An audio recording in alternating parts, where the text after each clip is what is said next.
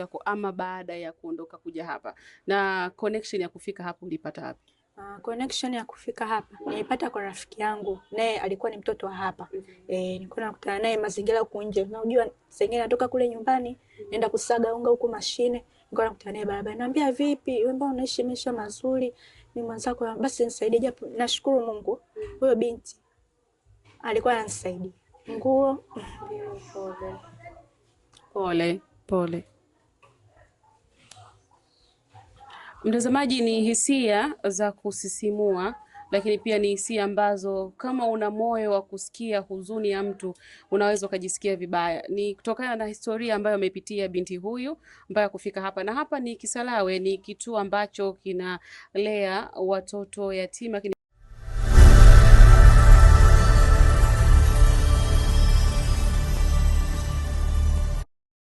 Karibu sana mtazamaji wa 69 Media. Bila shaka mzima wa afya. Mimi hapa ni Sam Baby na tumekutana na binti mdogo lakini amekuwa na maono ya mbali. Ni binti ambaye amejikita kwenye ujasiriamali na ukiangalia shughuli anazozifanya na umri wake vitu viwili tofauti. Tukasema tumtafute tuzungumze naye hapa ili aweze kufunguka mengi ambayo anayo, lakini pia mbali na ujasiriamali huenda akawa na ndoto zake zingine ambazo amekuwa nazo. Kwa hivyo ikawa ni njema kabisa tukapata kuzungumza naye. Kwanza nikukaribishe, kwa majina unaitwa nani? Kwa majina naitwa Eunice William Kayoa. Ni binti ambaye nimehitimu kidato cha 4 mwaka 2023. Nimekuja hapa nikiwa sekondari na nipo naendelea kuishi mahali hapa na ni mjasiriamali wa batiki. Okay. Kabla ya kuja hapa labda ulikuwa ukiishi wapi na maisha ya huko nyuma yalikuwaje?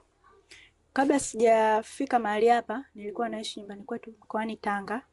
Ambapo mkoani Tanga huko nilikuwa naishi na wazazi.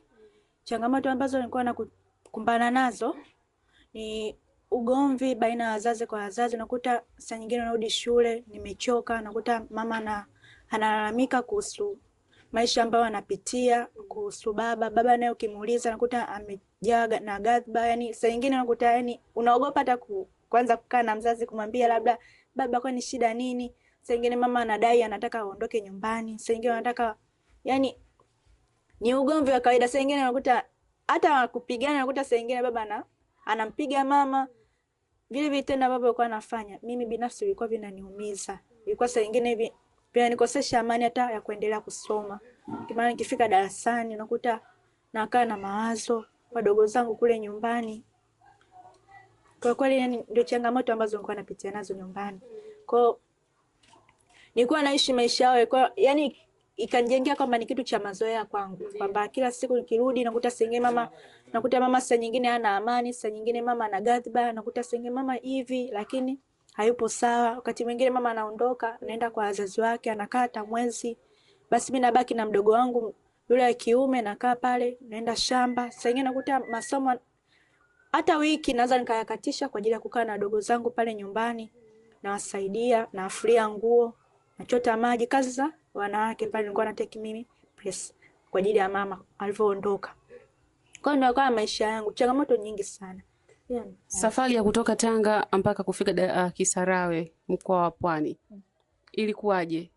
Kusafiri, nauli, pesa kujikimu ilikuwaje? Kabla ya hapo shule ya msingi nilikuwa nasomea kule, ila nilipomaliza elimu ya shule ya msingi kuna ndugu yangu anaishi huko Kisarawe. Kwa akaamua kunichukua kile kipindi cha likizo ile kati ya la 7, kuna kile kipindi cha mwezi wa 10, 11 na 12 kile niondoka nyumbani kule nikaja huku likizo kwa ndugu yangu huko Kisarawe, nikaa naishi naye. Baadaye nikaa namuelezea changamoto zangu, akaniambia unaonaje kwamba ukasoma huko sekondari. Kwa hiyo nikamwambia okay sawa, ila ukiangalia sasa yeye mwenyewe alikuwa ni mwanaume anasaidia naye, alikuwa na mke wake na maisha yake ilikuwa ni magumu. Kwa hiyo ikanijengea yani alia kusema kwa hapa natakiwa nipambane, ila sasa nakuta ni maisha yenyewe alikuwa anaishi chumba kimoja, alale mke wake na mtoto, wana mtoto mmoja. Kwa hiyo nikawa nasema maisha mpaka lini? Kwa hiyo ilikuwa inanisumbua kila siku, kananipa mawazo. Baadaye na rafiki yangu ambaye ndo akaja kunisaidia, akaniambia vipi mbona, nikaa namuelezea vipi mbona una shida hivi. Nikamwambia yani hivi unavyoniona nina shida mwenzako, yani hata pedi zile taulo za kike za kujistiri ya kwenye mzunguko ilikuwa ni shida, mavazi, nguo za ndani, vitu vingi. Sawa, ndio hapo ambako elimu yako ilipoanza wakati unaishi kwa ndugu yako ama baada ya kuondoka kuja hapa? Na connection ya kufika hapo ulipata wapi? Connection ya kufika hapa nilipata kwa rafiki yangu, naye alikuwa ni mtoto wa hapa. Nilikuwa nakutana naye mazingira huko nje. Unajua sengine natoka kule nyumbani, naenda kusaga unga huko mashine, nilikuwa nakutana naye barabara. Naambia vipi, wewe mbona unaishi maisha mazuri? Mimi mwanzako basi nisaidie japo. Nashukuru Mungu. Huyo binti alikuwa ananisaidia. Nguo. Pole, pole. Mtazamaji, ni hisia za kusisimua, lakini pia ni hisia ambazo kama una moyo wa kusikia huzuni ya mtu unaweza ukajisikia vibaya. Ni kutokana na historia ambayo amepitia binti huyu mpaka kufika hapa, na hapa ni Kisarawe, ni kituo ambacho kinalea watoto yatima, lakini pia watoto ambao wanaishi katika mazingira magumu na wasiojiweza, na ndio maana tumepata kuzungumza naye hapa. Hiki unachokiona ni kutokana na kile ambacho anakipitia kwenye moyo wake.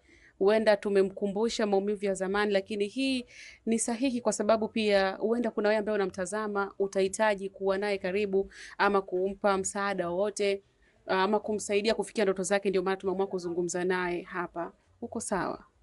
Niko sawa. Pole, naelewa. Pole, pole. Sawa. Swala zima la shule pia lilifanikiwa ukiwa hapa hapa?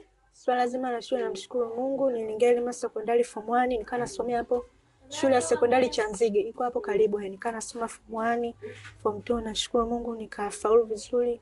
Nikaingia form 3 nao nikafika form 4. Nilifika form 4, wastani wangu nilopata yani ilipelekea kupata changamoto ya upatikanaji wa ada, maana nilipata division 4 ya 26. Mama alivyoona vile, mama mlezo hapa aliniuliza umepata wastani gani, nikamuelezea. Akaniambia basi muombe Mungu unaweza ukapata sponsor ukaweza kukuvusha hilo daraja ambalo ulipo. Akanieleza kwamba una ndoto gani, nikamwambia mama, mimi kwa sababu nimechukua masomo ya science nahitaji kuwa mtu wa afya. Akaniambia okay, kombe imebalance. Nikamwambia hapana, kombe haija balance, nilifeli physics, nilifeli. Kombe haikubalance. Wengine nilipata C, wengine D, wengine F. Kombe hazikubalance. Mama akaona. Basi mama akana ananitia moyo kwamba basi jaribu kumuomba Mungu. Watu gani kama hivyo akija, watu tofauti tofauti, jaribu kuelezea hisia zako, ndoto zako. Yaani maisha yako ambayo unahitaji nini? Nikawa najaribu hivyo kuelezea. Baadaye kuna mtu aliahidi kwamba atanisaidia, lakini nahisi changamoto nazo, naye ni binadamu, changamoto akakutana nazo, basi ikaishia tu kati. Lakini mama akaniambia kwamba usijali. Mama wa hapa, namshukuru Mungu, mama huyu ni mjasiriamali. Akasema kwamba unaonaje tukajiingiza kwenye ujasiriamali pamoja na mimi? Nikamwambia basi mama, hamna shida. Basi namshukuru Mungu tukaanza kutengeneza batiki. Kama wazifahamu batiki hizi, vitambaa, vijora, tunachukua matisheti, watoto wenzangu hapa tunachukua, tunabadilisha, na design. Nesi mama, baada ya hapo kuna mgeni alikuja, akawa ameona kile kitu ambacho tunakifanya, akakipenda, akaamua tuchukue, yani atusupport, yani kuendeleza ule ujuzi. Akatuchukua, tupo tunafanya naye kazi hapo Pugu.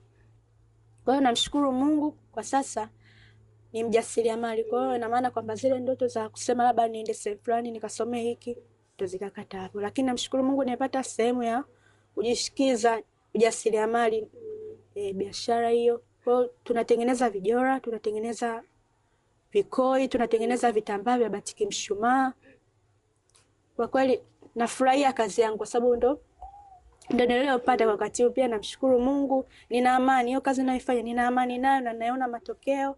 Lakini naamini ipo siku nitapata mtu kunisukuma kiasi fulani, yani kwa hali fulani nitafika mbali, naamini. Kwenye hiyo kazi unalipwa?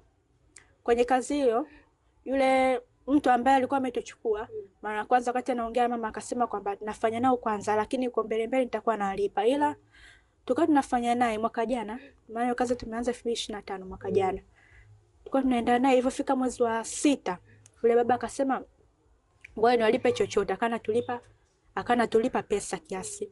Anasema basi chukueni kiasi cha kujikimu wenyewe binafsi kwa ajili ya nauli, chakula, maana ni Pugu tunapata usafiri.